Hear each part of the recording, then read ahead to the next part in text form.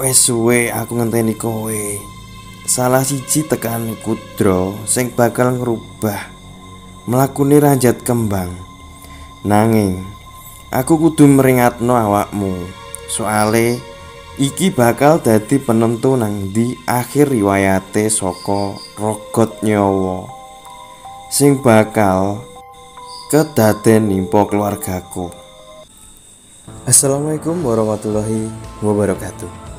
Jumpa lagi dengan saya Dias di channel Studio Horor, podcastnya cerita horor. Pada kesempatan video kali ini, saya akan meneruskan cerita dari Simple Man dengan judul Kudro bagian kelima, Erna.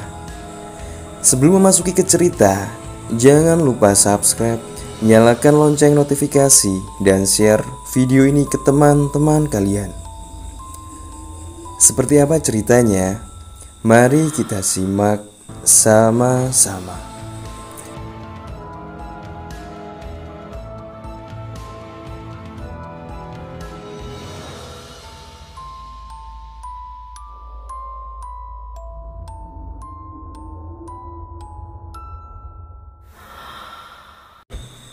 Ada sesuatu pada dirinya yang membuat Bayu merasa ngeri ketika memandangnya.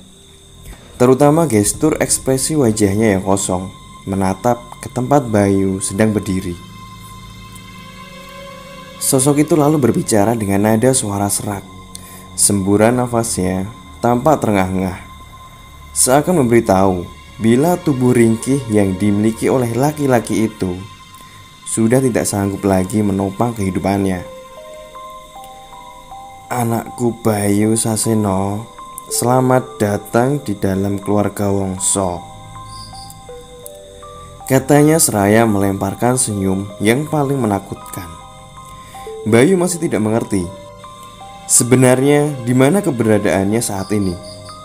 Kenapa ayahnya sendiri setega ini menjual dirinya kepada seseorang yang sama sekali tidak dirinya kenal ini. Laki-laki tua itu lalu berdiri dengan langkah kaki gemetar. Ia mendekati Bayu. Wes suwe aku ngenteni kowe. Salah siji tekan kudro sing bakal ngerubah mlakune ranjat kembang. Nanging aku kudu meringatno awakmu. Soale iki bakal dadi penentu nang ndi akhir riwayate saka rogot nyawa sing bakal kedaden nimpa keluargaku. Laki-laki tua itu lalu berjalan menuju ke sebuah lemari kayu dengan banyak sekali buku-buku lama tersusun rapi di balik rak-rak. Tangannya yang kurus kering seperti tulang berbalut kulit tipis meraih satu buku yang paling tinggi. Memungutnya sebelum membuka lembar per lembar halaman di dalamnya. Ia menatap Bayu Saseno kecil, lalu berkata kepadanya, "Kala Jiwa, sebagai awal dari perjalananmu yang kelak akan sangat panjang, aku bakal dudu awakmu opo iku kala jiwa." Kedua tangan Bayu diikat menggunakan tali tampar. Ia digiring di sebuah lorong gelap dengan ubin yang terasa dingin. Tanpa diberitahu terlebih dahulu, Bayu dipaksa terus berjalan menyusuri jalanan yang semakin gelap ini. Di belakangnya, sosok wanita yang sudah dirinya kenal lebih dulu mengikuti Ni Entirah. Wanita itu mengenakan pakaian berwarna putih dengan motif bunga. Ia menyerupai seorang perawat dengan rambut disanggul ke belakang, layaknya seorang putri Jawa. Sejak pertemuan janggal dengan laki-laki tua itu, tiba-tiba tanpa ada alasan yang jelas, seseorang membekap kepala Bayu dengan secari kain kusam lalu mendorongnya. Tak lama, dalam keadaan yang serba membingungkan, Bayu mendengar suara laki-laki tua itu yang berkata kepada dirinya agar Bayu tak perlu khawatir dan hanya perlu menurut kepada dirinya. 1 minggu lagi, mereka akan bertemu kembali untuk membahas sesuatu yang jelas tertulis di sampul buku yang terbuat dari kulit halus tersebut. Buku itu bertuliskan aksara Kolojiwo.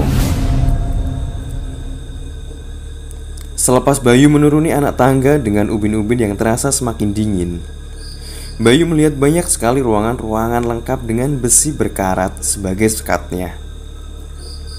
Di sana, di balik jeruji-jeruji besi itu, Bayu melihat ruangan yang gelap dengan lantai bertaburkan akar rumput yang sudah lama kering. Bayu terus berjalan, dibuntuti oleh Ni Entirah yang tak berkata sepatah kata pun. Mau dibawa kemana dirinya? Batin Bayu berulang-ulang kali. Dadanya terasa sesak mencium udara yang terasa lembab di dalam ruangan bawah tanah seperti ini. Bayu sama sekali tidak menyangka bila tempat ini jauh lebih luas dari perkiraannya. Iki biyen omahe Londo, sawise jaman peralihan. Omah iki ra ono sing duwe sadurunge. Wongso ngambil alih.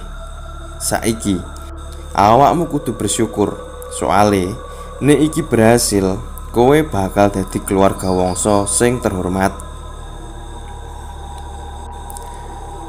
Bayu tak peduli apa yang dikatakan oleh si wanita itu. Sebaliknya, Bayu justru tertuju pada sudut-sudut gelap di dalam ruangan berjeruji besi tersebut. Entah kenapa, sudut matanya seperti melihat sosok seorang anak yang mungkin seumuran dengan dirinya, terkurung di dalam ruangan-ruangan itu. Apa yang sebenarnya orang-orang ini lakukan? Bukankah tempat ini adalah perkampungan bagi anak-anak yang tidak memiliki rumah? Lalu, bagaimana orang-orang ini menjelaskan siapa anak-anak yang terkurung di dalam penjara-penjara ini?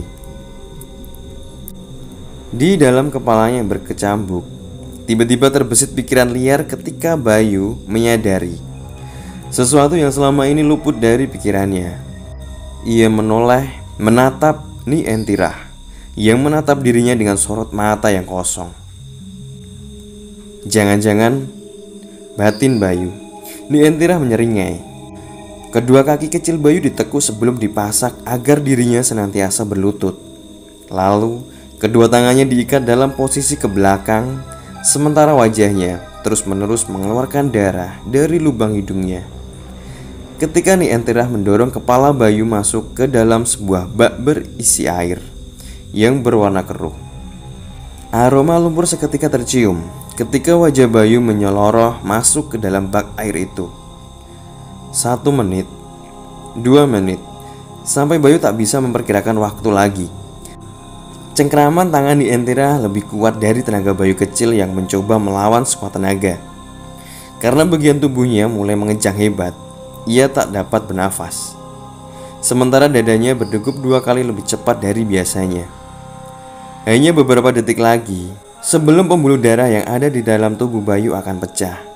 Tapi wanita bernama Ni Entirah itu tidak serta-merta mengasihani Bayu yang terus-menerus mulai menghentak-hentakan kakinya yang dikunci dalam sebuah pasak kayu dengan rantai yang digembok. Dan ketika kesadaran Bayu perlahan menghilang, Ni Entirah mengangkat wajahnya, membiarkan Bayu menyesap udara sekuat tenaga. Wanita itu lalu tertawa melihat tubuh kecil Bayu yang terlihat putus asa. Ia membiarkan darah yang kemudian mengalir kali ini dari sudut mata Bayu Saseno. Bayu semakin tidak mengerti apa dan maksud tujuan dirinya dibawa ke tempat ini. Kemudian diperlakukan secara keji sampai seperti ini. Ia ingin menjerit dan mengutuk bapak serta ibu, sampai membiarkan nasibnya disiksa oleh orang-orang asing yang bahkan tidak dirinya kenal ini. Tapi Bayu sadar bila dirinya bukanlah siapa-siapa. Ia tidak lebih dari seorang anak kecil yang mau tidak mau harus menuruti apa kata wanita yang sebelumnya sudah berbisik kepada dirinya. Kolojiwo hanya bisa dipelajari oleh mereka yang sudah pernah mati. Tubuh Bayu kemudian dilempar ke dalam salah satu ruangan berjeruji dengan rumput kering yang mulai terasa lembab. Di dalam ruangan yang gelap itu, Bayu melihat tembok kokoh berwarna hitam dengan lumut yang tumbuh di sana-sini. Dari bagian lain, tercium aroma pesing dari air kencing dan bau menyengat fases yang entah dari mana datangnya. Bayu hanya dapat menekuk tubuhnya, menangis seorang diri di sudut ruangan. Ia akan segera mati, hanya tinggal menunggu waktu saja. Karena apa yang terjadi dengan dirinya hari ini akan terus-menerus. Dilakukan seperti apa yang sudah dia katakan. Mereka tidak akan berhenti sampai ajal akhirnya menjemput dirinya. Setidaknya, itu yang dikatakan oleh Nyi Entirah kepadanya. Di sela keheningan ruangan yang gelap dan lembab, Bayu kemudian baru tersadar ketika matanya bertemu dengan mata seseorang yang menatap dirinya dari ruangan lain yang ada di sebelahnya.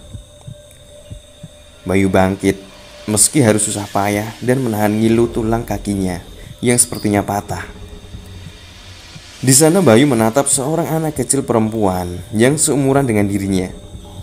Rambutnya hitam panjang dengan tubuh kurus kering. Wajahnya diselimuti kotoran berwarna hitam dengan bola mata berwarna coklat. Anak perempuan itu kemudian berkata, "Nama saya Erna. Senang akhirnya saya memiliki teman di samping sel penjara saya lagi. Karena yang sebelumnya sudah meninggal dunia."